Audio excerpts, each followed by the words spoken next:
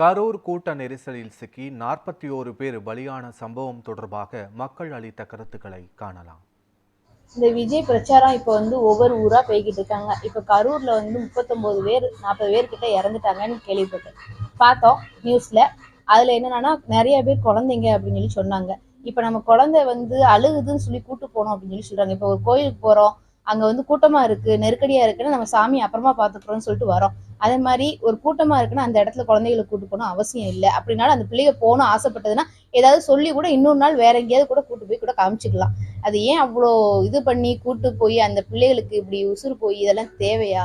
இதெல்லாம் இவ்வளவு நெருக்கடி இருக்கிற இடத்துல பிள்ளைகளை கூட்டு போக வேண்டிய அவசியமே கிடையாது. நீங்க அப்படியே இந்த மக்கள் இது புரிஞ்சு நடந்துக்கிடணும். ஒரு கூட்டம் இருக்குன்னா அந்த இடத்துல நம்ம தவிர்த்துக்கிடணும். மாசமா இருக்கிறவங்கலாம் அந்த வெயில் நேரம் இதெல்லாம் போகணும்னு அவசியமே கிடையாது.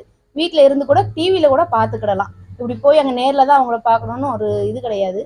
அதனால முடிஞ்ச அளவுக்கு கூட்டங்களை தவிர்த்துக்கோங்க. கரூர் சம்பவத்தை நம்ம பேர சம்பவம், அதை நம்ம நினைச்சு கூட பார்க்க முடியாத அளவுக்கு ஒரு பெரிய சம்பவம். என்ன காரணம், இது யார் மேலே நம்ம குறை சொல்லுதுன்னு கேட்டீங்கன்னா, முதல் மக்கள் விழிப்புணர்வாக இருக்கணும். மக்கள் விழிப்புணர்வு இல்லாத காரணம் இது ஒன்று. அதுக்கடுத்து என்னன்னா அரசு ஒரு பக்கம், சோசியல் மீடியா இதை முதல்ல தான் காரணம்.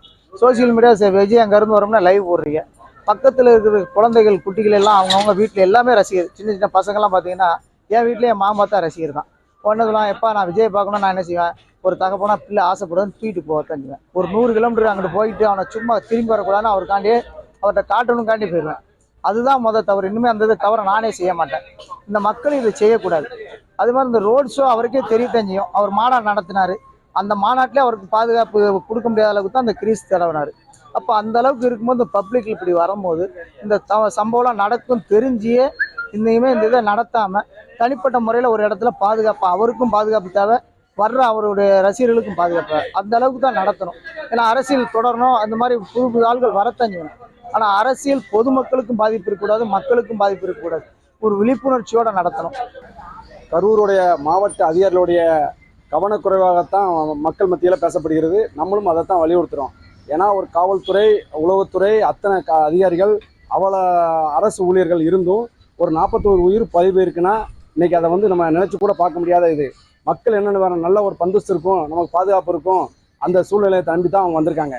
அப்போ அந்த பாதுகாப்பெல்லாம் கொடுக்க வேண்டியதாரு அந்த மாநாடு நடத்துகிற பொறுப்பாளர்களும் அதற்கு வழிவகுக்கக்கூடிய அரசு அதிகாரிகள் அந்த இடத்துல அவங்களுக்கு இந்த விதிமுறையெல்லாம் சொல்லியிருக்கணும். அதெல்லாம் தயாராக இருக்கான்னு கேட்டுக்கணும். அப்படி இல்லை, அவர் தயார் இல்லாத பட்சத்தில் விஜய் வரக்கூடிய இடத்த முன்னக்கூட்டியே காவல்துறை போய் நின்று இப்படிலாம் இருக்குன்னு அவருக்கு அறிவுறுத்திருக்கணும். அறிவுறுத்தி மீறி அவர் கிடையாது. இது எல்லாம் சரியாக இருக்குன்னு அவர் உள்ளே விட்டுட்டு நெரிசலுக்குரிய இடத்துல விட்டுட்டு இப்போ 41 உயிரை நம்ம இன்றைக்கி இழந்து நிற்கிறோம். அது நம்ம ஈடு செய்ய முடியாத ஒரு இழப்பாக நமக்கு கருதுகிறோம், எல்லாருமே கருதுகிறோம்.